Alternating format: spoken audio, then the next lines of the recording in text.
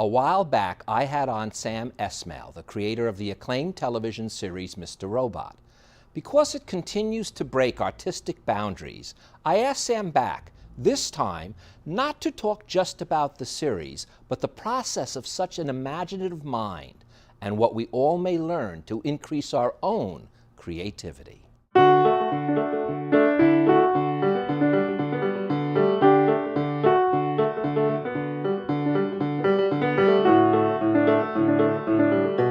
Sam, it is such a pleasure to have you back. We had such a great time the last time, am I right? We had a great time. Okay, so I told you when I was done, I had to make an experiment. I've never did this before, so this is a first. Okay. What I usually do is, as we did when you were here before, we talked about the topic, the subject, and the words and emotions that my viewers could relate to and feel a part of, and that's what I think we did quite well together. But as I said, because this is literally at this stage of the game, in my opinion, the most creative show on television. I just can't help say that. I'm a little effusive, I'm sorry, but that's the way it is. I wanted to bring you back to just discuss creativity itself. And I know for myself that creativity is an interesting thing because A, I believe that everyone has it, but yet there are people that are able to draw it out so that you expose an insight to humanity that is different. Yeah, I mean, I think you hit the nail right on the head there, because ultimately, every choice that we want to make when we're making the show boils down to what are we trying to say. I mean, that's what I always sort of, with my costume designer, my production designer, my cinematographer, my actors, what are we saying? What are we doing? I mean, we don't want to just be going through the motions. We want to say something. Otherwise, what is the point? And it hopefully arrives at insight, but and I don't know if we can ever always be that wise or that insightful, but at least the attempt is there, and at least the attempt is there at every detail and at every level. But as you say, I always have a problem almost with the word attempt or try, and I'll tell you why, because it's like trying to pick up this cup. Well, you're not trying, you pick up this cup. You don't try, you do it, Sam. There is a little bit of a difference. My son even came to me and he said, you know the thing I want to ask Sam? I said, what? Because I didn't even realize it. He said, Sam gives a lot of headroom to Elliot in the show. And he was curious about what that was. So let's even start with that, because that's a perfect example. After he said it, I noticed it too. There's not an attempt, there's a purpose that you did that. Yeah, absolutely. And the purpose in that example is, how do we get into Elliot's head? That's always the question, and that's a choice when we do when we frame our any of our actors or our characters. There's almost a secondhand nature to how you do that. Well, if you do a medium shot, it's this, and you have this lead room, and characters, and here's the rule of thirds, and you almost have to stop at every turn and say, well, wait a minute, why are we doing that? That is robbing us of an interesting choice that we could be making that either gives us insight to our character or insight to the world or insight to the show. And with this example of the headroom, well, we're inside Elliot's head, I wanted the world to feel a little off kilter, a little off centered, a little not, a little more disorienting than what you're typically used to. And so we made that choice to have that sort of be the visual style of the show.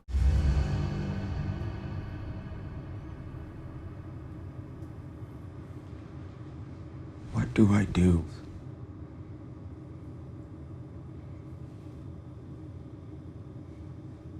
Why did you start writing a journal in the first place? I thought it was the right answer. The right answer to what? Controlling my life.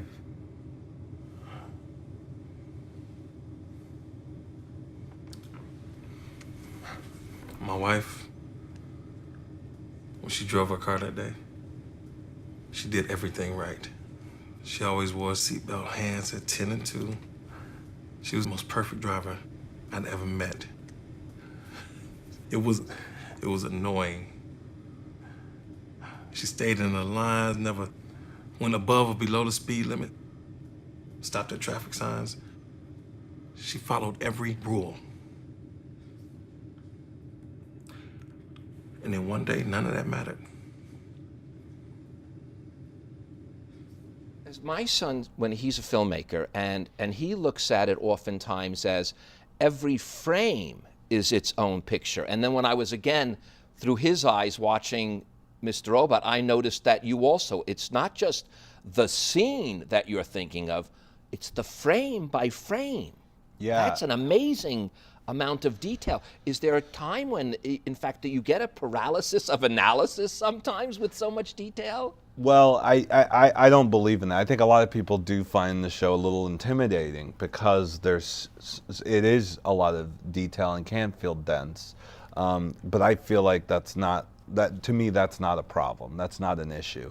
That's our job, is to really enrich it with as many details as possible. Because again, at the end of the day, I think we have to be saying something. I think the typical thing, or not the typical thing, but unfortunately, the conventional thinking sometimes is to document the action. You look at a scene, and this person's got to say this and then leave the room, and you're just trying to document that. I think there's so many more layers that you could do to fill that out. Well, what does it mean? What's the morality behind these choices? Even if it's as simple as a couple breaking up and one leaves. Well, what are you trying to say other than just that? Because if you're just saying that, then you're not really saying anything.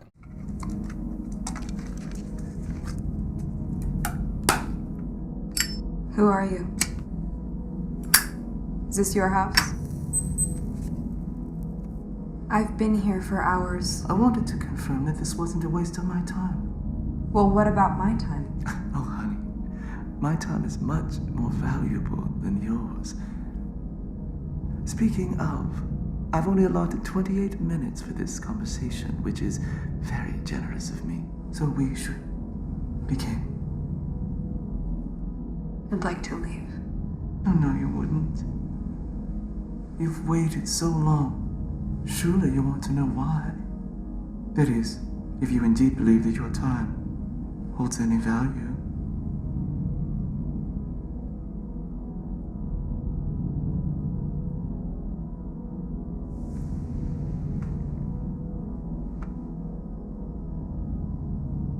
You've been here close to 4 hours, and you never thought to walk out the door.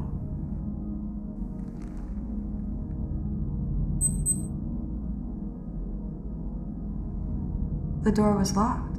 I've always found doors fascinating inventions. They hold the entry to unlimited imagination. Before you open any door, a world filled with possibilities sits right behind it, and it isn't until you open it they are realized. Such potential they bring to our minds, and yet a lock stopped you from all of that. How lazy. You used the word thinking a few times. One of the fun things I talk about with my son is the writing process. And we've both come to this conclusion that writing is thinking. It's kind of funny. You have to do the craft eventually, put the pen to the paper. Yeah. But for the most part, what writing is and creating is thinking. Well, it's interesting that you say that, because I just did an interview with Creative Screenwriting, and they kind of talk about the writing process, and so they sort of asked me, what do I do? And I told them nothing. Like most of it is not me at a keyboard typing the words down. Hours of it is me just sitting there thinking, me at a restaurant with Emmy thinking, me in a hotel room thinking, me on a vacation thinking. It's constantly about problem solving and refining what you're trying to say and finding the story of what, because when I have an inkling of what show or movie I want to make next, it comes from somewhere, and it's almost like I got to go through this analysis of where is that coming from down inside. What am I really trying to say? I think it's one thing, and by the end of it, it's almost ultimately something else, something deeper. But that's authenticity. That's almost the definition of authenticity. That is what enables us to relate to a man. If you, as I said, if you took him out of a series and just had this man next to you, you couldn't relate to Elliot. Right. But it's the authenticity that you give to art, to creativity. I think that is what does make it so relatable, no matter what the subject is. Yeah, I mean, authenticity is a good word, especially given with our show, the whole element of hacking and technology. We try to keep the whole world very authentic, because I think in a lot of ways prior films and movies about hacking didn't do that. But I think what you're talking about in a deeper sense is he a real person, and is he a person that I know? One thing that I think, again, conventionally, we lean on plot a lot of times, way too much.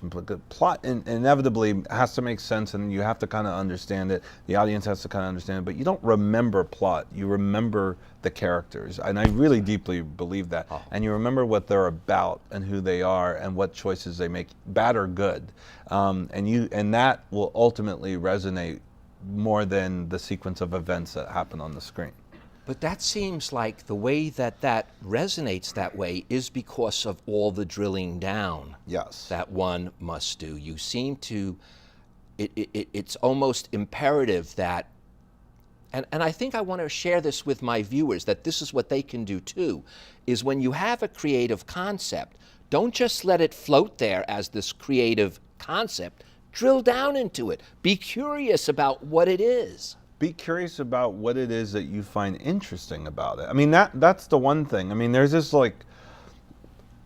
old way of, this old Hollywood trick of, taking two movies and coming up with like a high concept, like, Jurassic Pause, I think was a pitch at one point, like, it's Jurassic Park but with wolves or something, and they try and mash up these two concepts until they find one that hits that's interesting, and then they make the thing, and then it kind of stays always on that surface level.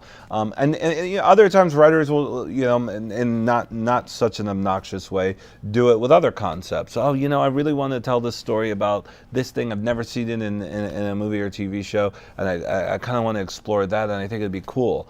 Okay, that's the first sort of blush at what you should do. Before you really do pen to paper, it's now drilling down to, well, why is that interesting? Why is that something that you either will think would be entertaining, but on a deeper level, why is it relevant? Why is it necessary to bring up and talk about and spend millions of dollars and ask an entire crew of people to come together and produce this thing? I mean, you're asking a lot for people to make this.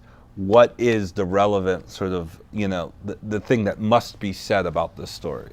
And the beauty seems to be that blending of that talent that is required to do the drilling and then the craft itself. Right. We forget that there's, in every field, from teaching to law, from medicine to show business, people, as we started the show, are creative. But how do you blend that craft and talent to get to that creative moment where it is released? See, to me, I always, you're absolutely right, and I don't really know how you define talent, because I've seen a lot of movies where the craft is impeccable. And there's actually a great TV show on right now where I watch it obsessively, because the craft, from everything from the directing to the writing to the performances, is just so great and executed on an almost near flawless level.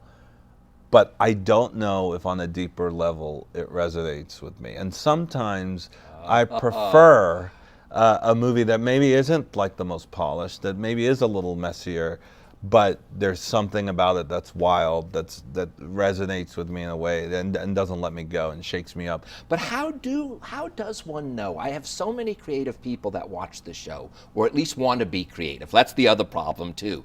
There is a time when one has to say, do I have the right stuff? I find there's the internal element, in my opinion. When you're a writer, a director, a filmmaker, you almost have no choice. If you're going to really bare your creative soul, it's because you couldn't go into a corporation and work. You had to do what you had to do. But then there's always that second guessing. Do I have the right stuff? And that balance, and where do you find it? Is it within? Is it without? Is it a combination? Any filmmaker who's good and self-aware of themselves at whatever level they're at probably still has that. Do I have it? Do I still have it? Maybe I had it before, but do I have it now?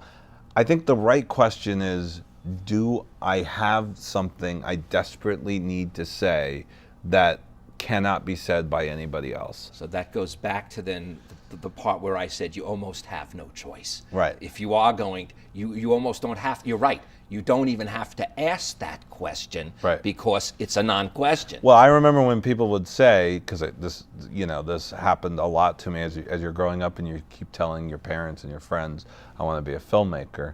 Well, the obvious thing that most people say is, well, okay, and if that doesn't work out for you, what do you do? And my response was always, I'll just die trying, I guess. Because I wasn't ever, I never thought about an alternative. I never thought of a plan B. I mean, I could always get day jobs and pay for rent or whatever, but at the end of the day, I was always a filmmaker inside me, because that's what I needed to do that's what I needed to do to sort of fill the thoughts in my head. And that could be a dangerous thing to tell people, especially people who are kind of getting up there in age and they still are hanging on to wanting to be a filmmaker. And I say, it's great to be dangerous, especially about something like this. It's great to be dangerous and passionate about this. You can't succeed without it. It's just that. And by the way, like you said, doesn't matter how long it takes. It's not. And by the way, success could be measured many ways. You may reach just one person on a YouTube. It doesn't matter. Right. If it's what you got to do, it is what you have to do. Right. I mean, when to talk about that in terms of what you create, I think that another misstep I see people do, and it's tempting, is you want to cater to the audience. You do a lot of fan service. You think you come up with a concept because you think that's what people will like. And again, it goes back to like our older conversation about Elliot. You really got to do it for yourself. You really got to tell the story that you like deep down, that you've got the integrity on the line, and that you're not trying to do fan service, or you're not trying to outsmart the audience and figure out what you think will be popular. I mean, that is the wrong way, and that ultimately is sort of a misguided way of even trying to be in the industry in the first place. I think ultimately it comes from you. What do you want to see? What isn't out there that you think you can fill?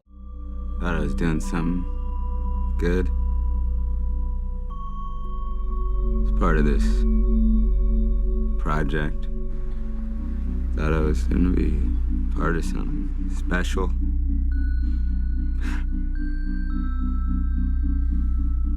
And now? No. It turned out to be a mistake. Like everything else. What's the point? Right? Might as well just do nothing. Might as well do nothing. But yet, we're human beings. And rejection. Yeah. Rejection in the business we're in is the thing you face more than anything else. You can't help it. I mean, it's just part of it. So there has to be an internal mechanism that allows a person to rise up above that. And I think, if anything, that's something I want to share with people, that you can't be, and you mentioned before, I don't care if you're a 70-year-old filmmaker and you haven't made that film yet. If that's what you got to do, you got to do it. But it still is painful as a human being to deal with it. So there has to be a certain element of tenacity, of never giving up kind of feel within oneself. I think rejection is key. I mean, look, my middle name is Rejection. I've been rejected numerous times. That, whatever that brings, I mean, think about the filmmaker, and there are a couple filmmakers out there that got it, you know, they're at however young they were, and they were essentially never rejected. And just forget about filmmakers, people in general. There are those people that just kind of coast through life, but the people, but the art and the movies and the TV shows and the books and the characters that I relate to the most are the people that do get rejected, the people that have gone through struggle, that have conflict in their lives, that had to overcome. That is so rich. Rejection can be really rich to art. I actually think it's really essential for art to be really good, is to have that sort of pain that goes with rejection. And so anytime, and I really encourage anybody who's going to go into any sort of creative field, you get rejected by somebody, the minute you do, the minute you start feeling hurt or feeling pain, use that. Use that, remember it, remember that feeling, write it down, take a picture, whatever it is that you need to do, because I guarantee you that's going to help the next piece of art, book, whatever it is that you're trying to make. I think it's going to really help you really understand what that means. Oh, wow, that's beautiful, Sam. That is beautiful. Now, though, let's play something. Let's go in the opposite direction with success. I told you in the green room that I recently had James Gunn on the show. James Gunn, the director of Guardians of the Galaxy. Yeah. And jokingly, I know this was what he was saying, he said, but then he said, no, I'm being serious. We were talking about, I gave him a line from the film, and he then went on a beautiful tangent off of that line where he had to, him and Chris Pratt, after the success of the first one, they had to really work hard at staying humble. And I think that's an interesting element, because when you hit success, boy, if you all of a sudden lose it and it goes to your head, that'll be as detrimental, way more. In fact, it's the opposite of rejection. It would have a negative effect if you didn't realize that it's still not all you. Right. It's the blessing, it's whatever it is, spiritual, social, soulful, whatever you want to call it. That's what's got to remain in there. And I bet you that's pretty hard to do. It is hard to do, especially because at the level of James Gunn, or even at the level of Mr. Robot, everything's out in the open. It's public now, so your successes and failures are under a huge magnifying glass. So you do have to have that. But it goes back to what I'm saying. You cannot cater, you cannot do fan service to the audience. You have to know what you believe is good, and you have to be honest with yourself when you know what you did wasn't great, and if you didn't appreciate it, if you didn't like it, you could have done better. So those go hand in hand. And so, I mean, with Mr. Robot, season 1 critically acclaimed, season 2 had sort of a mixed response. What I know deep down, and what I know that our writers and our team knew, is that we felt season 2 was stronger than season 1. I mean, we really believed that. It doesn't change the fact that sort of the perception out there that it wasn't. But at the end of the day, if you hold on to that core, that it's got to be about how you feel and the integrity of what you like, what resonates with you. I think that's the only way to go through a creative process like that. Otherwise, you start contaminating that with what you think other people are going to like or not like. So, in that sense, it is the enthusiasm and passion within that truly is the creative force. It absolutely, and the integrity. I'd throw that in there. Yeah, we said that authenticity. Authenticity. Yes. Yeah, I think those three things combined trumps anything else. Craftsmanship, skill. I think all that can kind of come after. But those are the three sort of, the three keys to getting your story told. So when you have the inspiration, that's the thought. Those three things then have to fill in that. And help you drill down. It takes work. I mean, you can have all the enthusiasm and authenticity that you want. But then you got to do the work with that those things require of it. You know, you can't just again go on first blush. Oh, here's the idea. I'm so inspired. I'm so enthusiastic about it, and I believe it to be true.